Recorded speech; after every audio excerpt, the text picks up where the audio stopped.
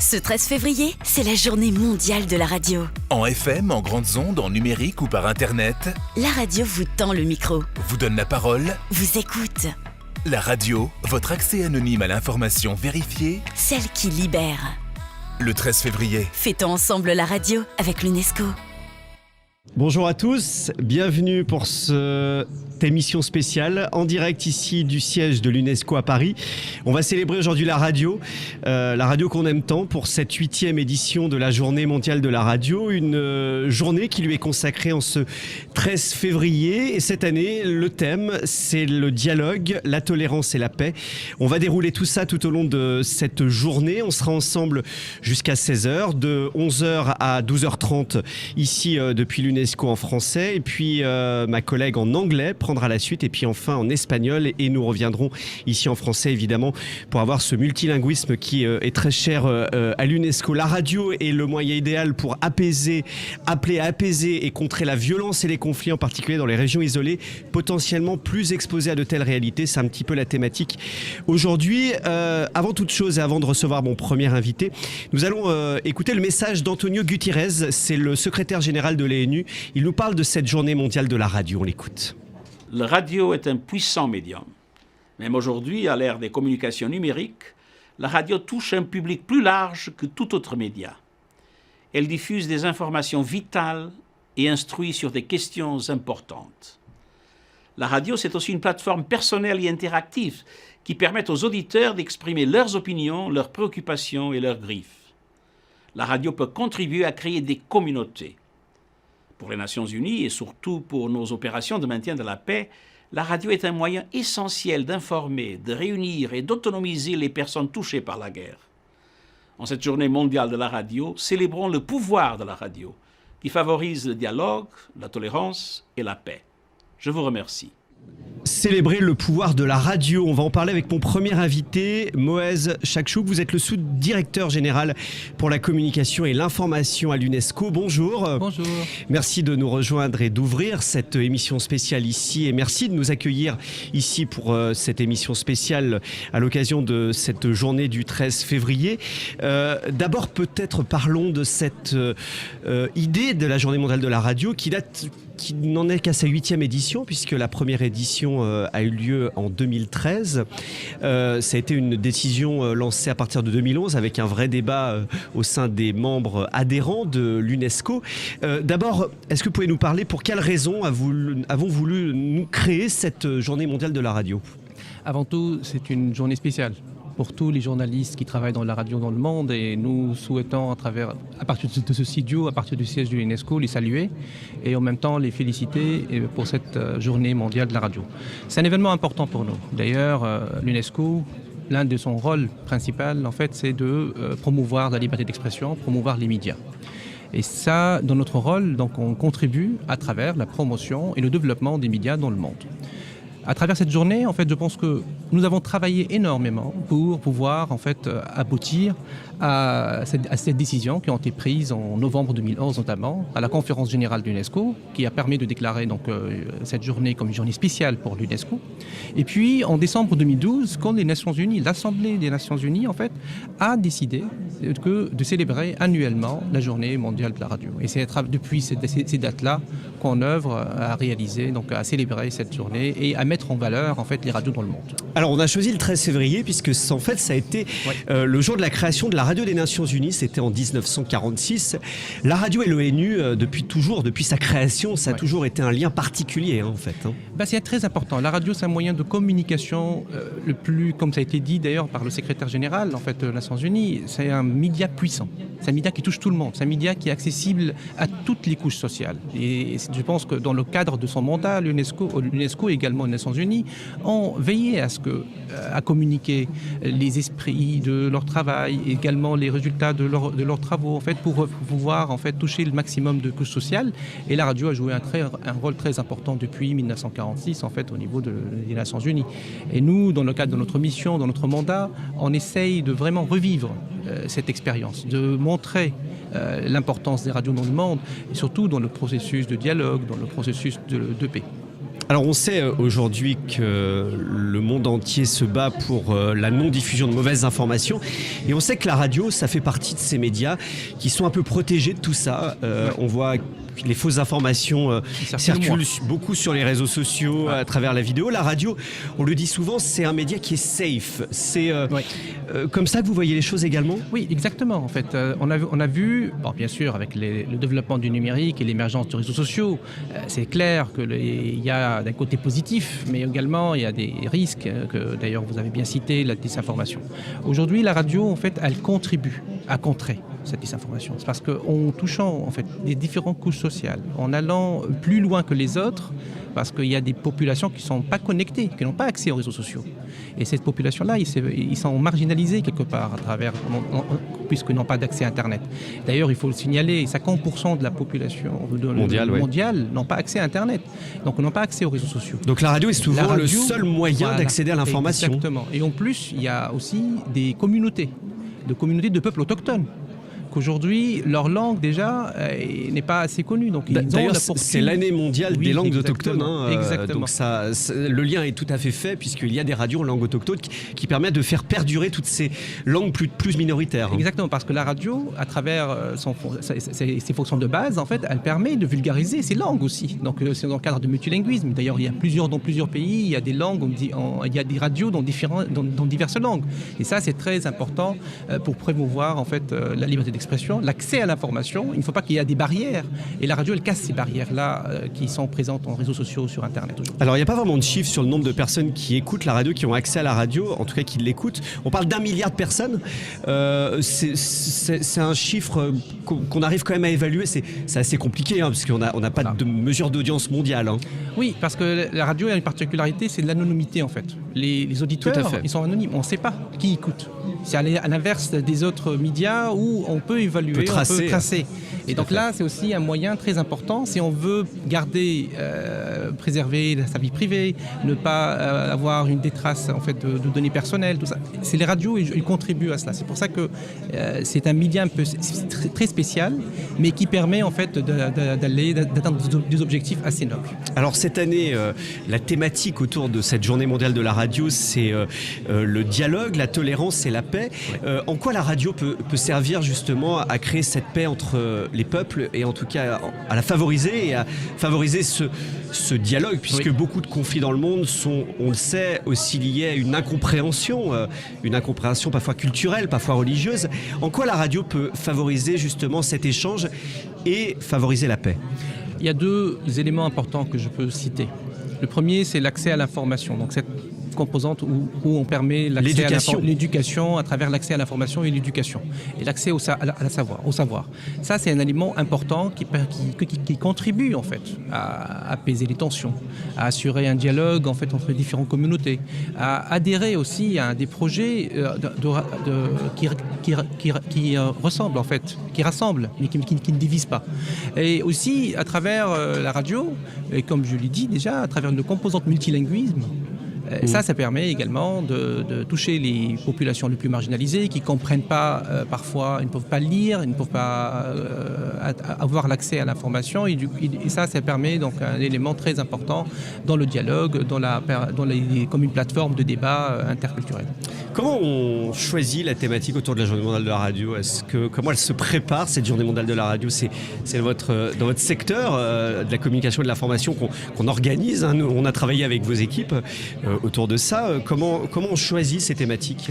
L'un des principaux objectifs en fait, de la journée, c'est aussi de promouvoir la collaboration et la coopération entre les radios dans le monde.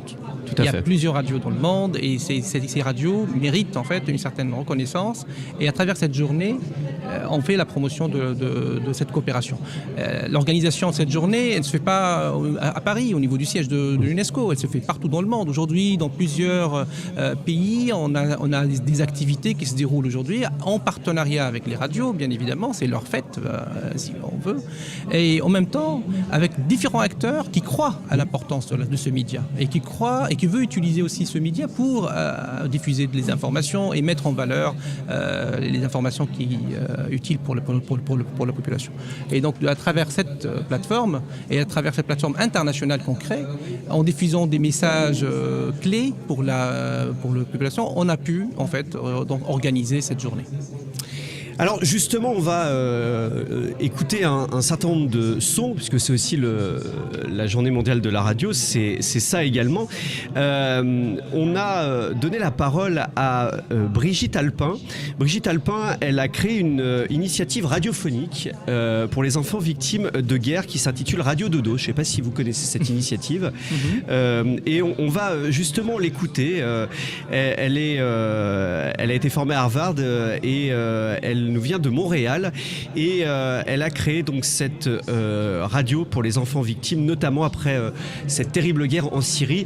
On va écouter Brigitte Alpin tout de suite qui nous parle de cette initiative qui s'appelle Radio Dodo. Merci d'être avec nous aujourd'hui pour nous parler de la Journée mondiale de la radio 2019. Vous avez fondé une initiative radiophonique pour les enfants victimes de guerre intitulée Radio Dodo. Pouvez-vous nous en dire un peu plus sur ce projet? Oui, Radio Dodo est une radio internationale dédiée aux enfants victimes des guerres ou de toute forme de violence.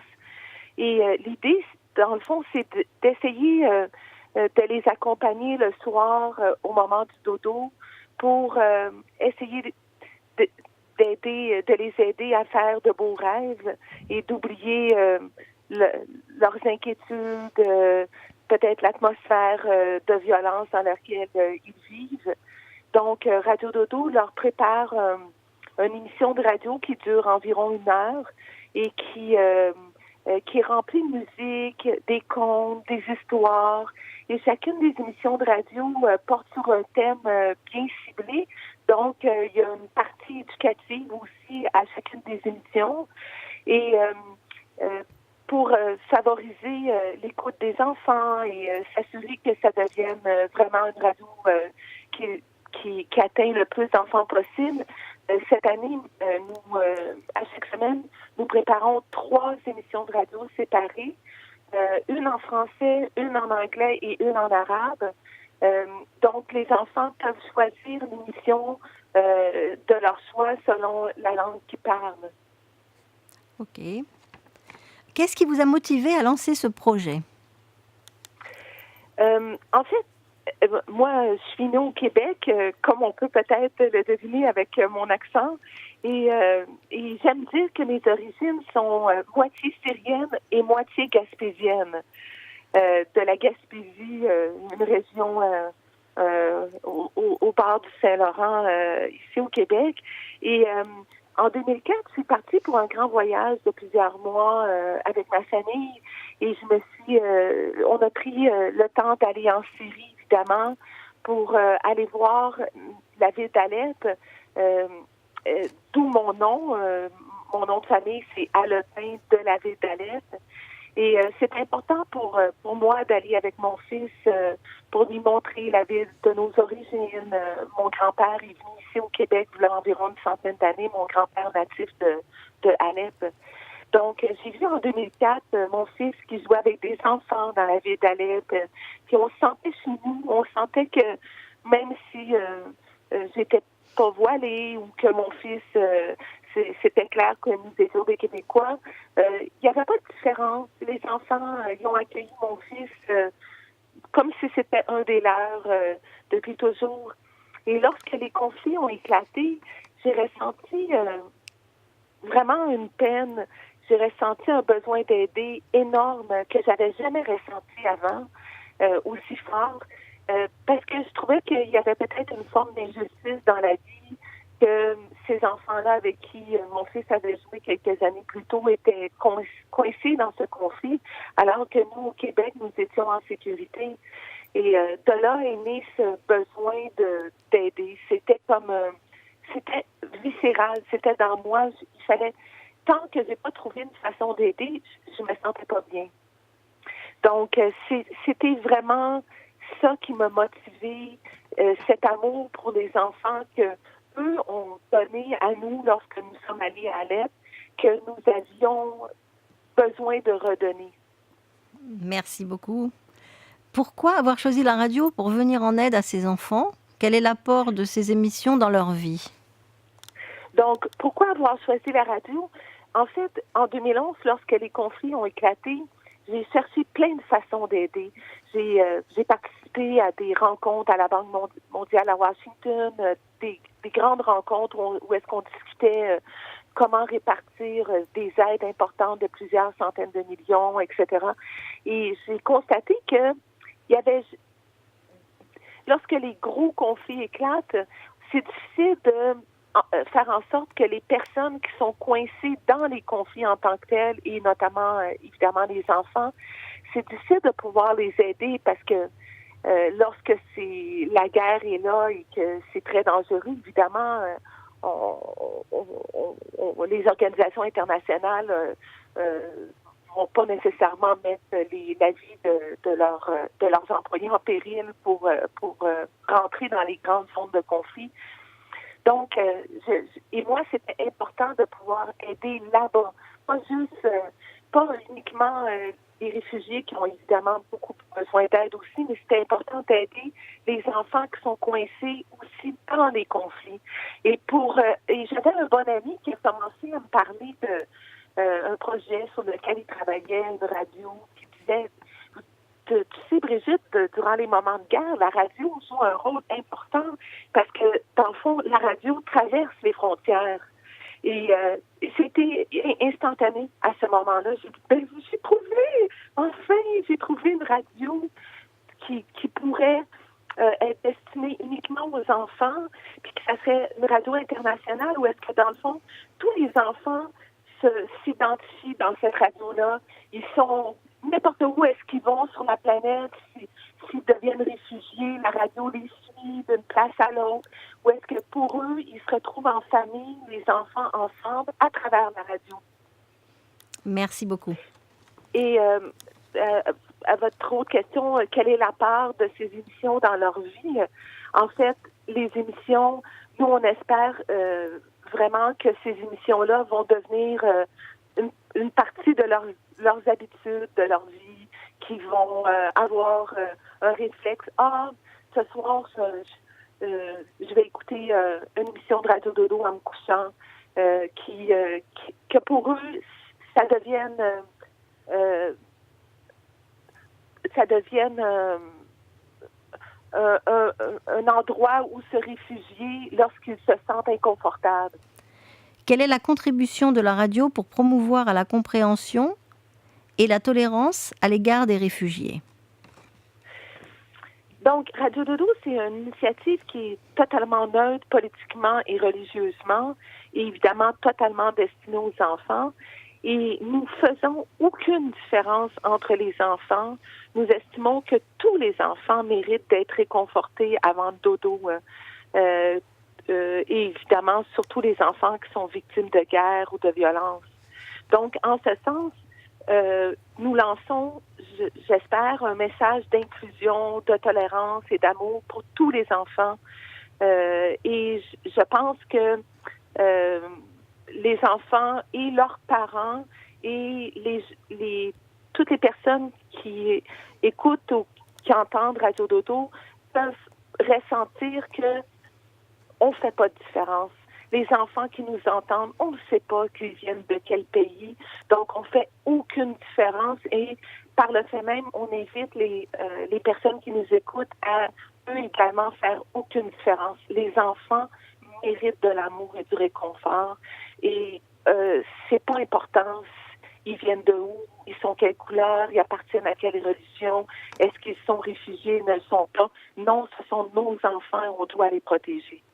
Merci.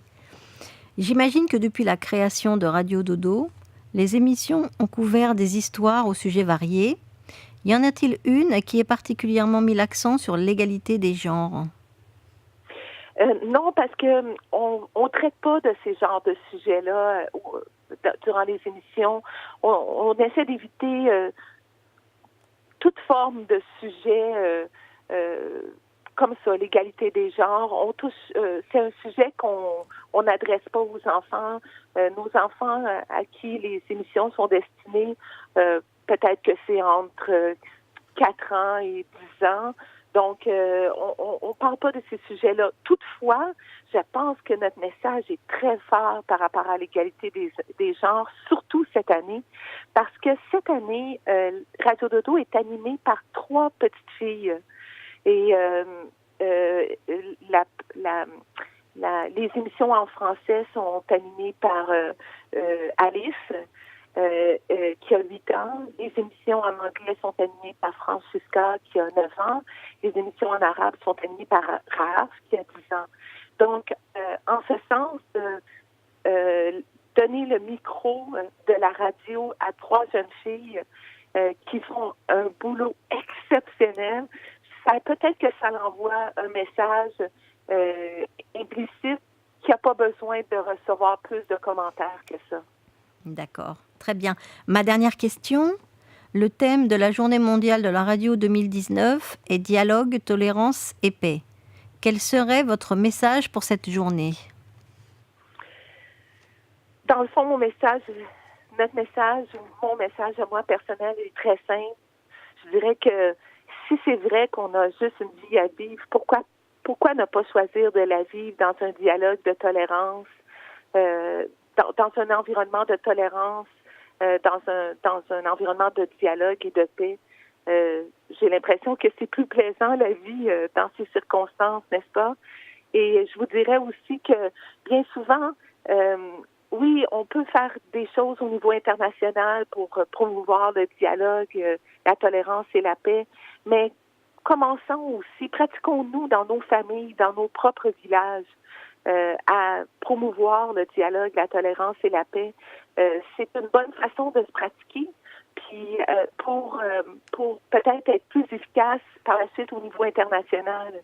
Et évidemment, la radio, c'est tellement un beau moyen, un beau média pour dialoguer entre nous au niveau international, puisque bien souvent, dans certaines régions de la Terre, Internet n'est pas accessible. Donc, la radio reste encore et restera probablement toujours une façon extrêmement importante pour se comprendre et dialoguer entre nous.